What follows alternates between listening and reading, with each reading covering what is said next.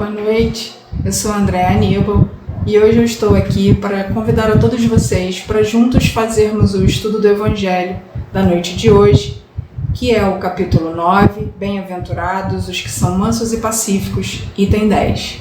Para isso, iniciaremos fazendo a nossa prece. Jesus amigo, Mestre de todas as horas, aqui estamos mais uma vez, todos nós reunidos num pensamento, num sentimento, num coração, buscando através do Evangelho, Senhor, aprender, renovar as ideias, pacificar os sentimentos, para que assim todos nós, junto a Teresa d'Ávila e os dirigentes espirituais da casa, possamos caminhar em rumo ao nosso progresso, em nossa melhoria. Assim sendo, nos sustenta, nos ampara, agora e sempre, graças a Deus. Então vamos agora à leitura do Evangelho. De acordo com a ideia completamente falsa de que não pode reformar a sua própria natureza, o homem acredita que não tem obrigação de fazer esforços para se corrigir dos defeitos dos quais ele se compraz voluntariamente ou que, para serem eliminados, exigiriam muita perseverança. É assim, por exemplo, que o homem com tendência à cólera quase sempre se desculpa por seu temperamento. Em vez de reconhecer a sua culpa, ele transfere a falha para o seu organismo, acusando dessa forma a Deus por seus próprios defeitos. É ainda uma consequência do orgulho que se encontra misturada a todas as imperfeições. Sem a menor dúvida, existem temperamentos que se prestam mais que outros a atos violentos, assim como existem músculos mais flexíveis que se prestam melhor a grandes esforços. Não acrediteis, porém, que aí se encontre a principal causa da cólera. Ficais certos de que um espírito pacífico, mesmo em um corpo irracível, será sempre pacífico, e que um espírito violento, mesmo em um corpo sem energia, não será brando. A violência somente tomará uma outra característica, porquanto, não tendo um organismo próprio para manifestá-la, a cólera ficará contida, enquanto que no outro caso se mostrará livremente. O corpo não dá impulso de cólera a quem não possui, assim como não dá outros vícios. Todas as virtudes e todos os vícios são inerentes ao espírito. Sem isso, onde estaria o mérito e a responsabilidade? O homem que é deformado não pode tornar-se direito, porque o espírito não tem nada com isso, mas ele pode modificar o que é do espírito, quando tem uma vontade firme. A experiência não vos prova, espíritas, até onde pode ir o poder da vontade? Pelas transformações verdadeiramente miraculosas que vedes acontecer? Dizei, pois, que o homem permanece vicioso porque quer ficar vicioso, mas aquele que deseja se corrigir sempre pode fazê-lo. Se assim não fosse, a lei do progresso não existiria para o homem. É Hahnemann, falando para nós de Paris, 1863. O Evangelho sempre pontual, sempre nos trazendo muitas reflexões. Eu fiz algumas anotações aqui. Nessa primeira parte, eu destacaria o seguinte, que o nosso maior problema está em nós ignorarmos, a nossa própria natureza espiritual.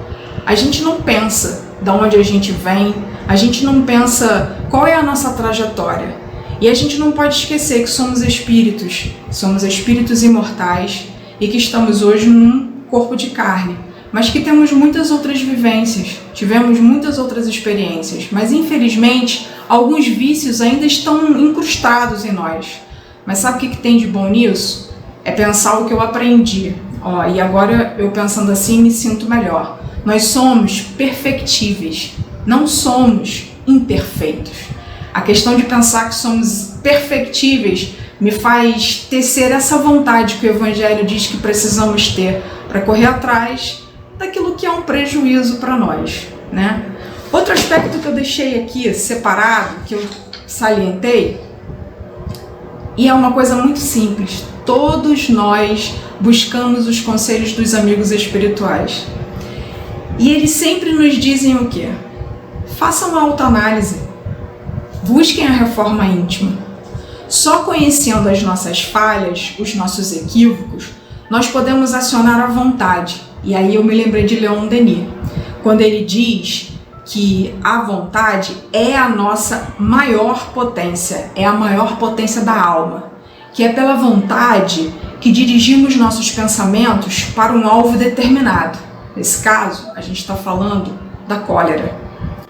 O que me faz pensar, quais os momentos que eu me sinto encolerizado?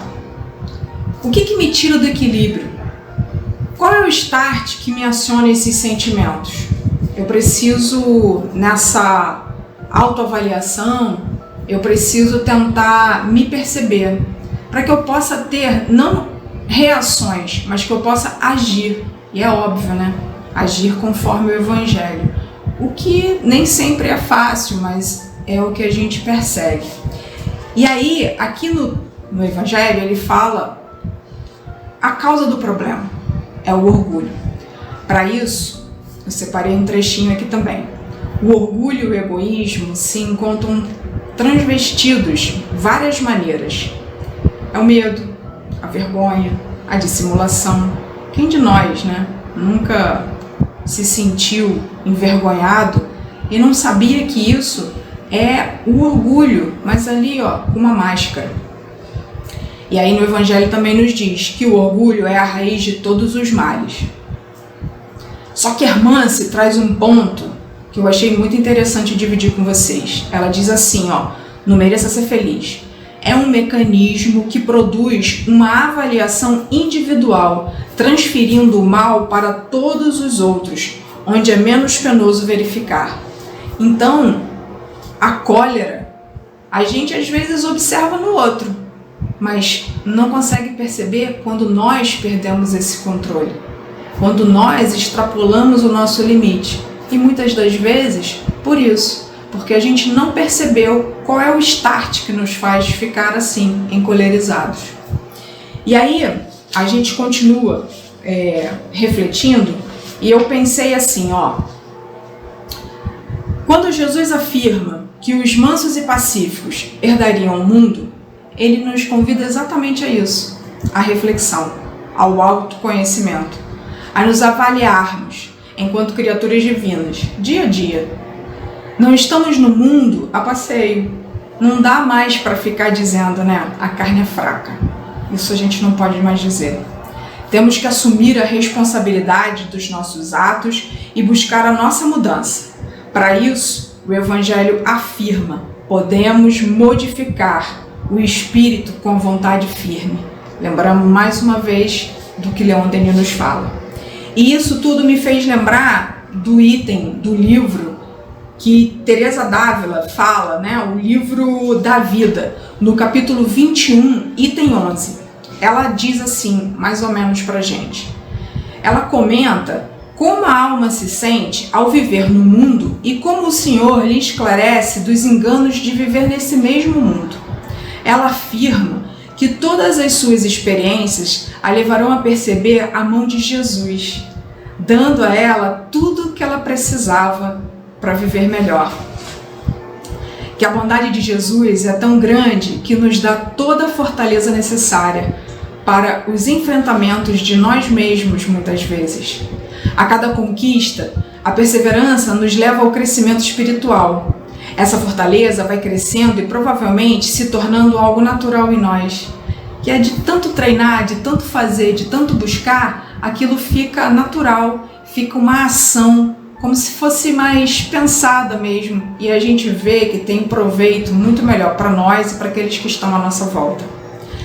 Ela, como uma serva valorosa, se sentia sendo cada vez mais usada por Jesus, com toda a sua humildade e respeito, que esse espírito já tinha por Jesus. Todas as situações de dificuldade, de imprevistos, levam para ela mais motivos de amadurecimento e maior proveito.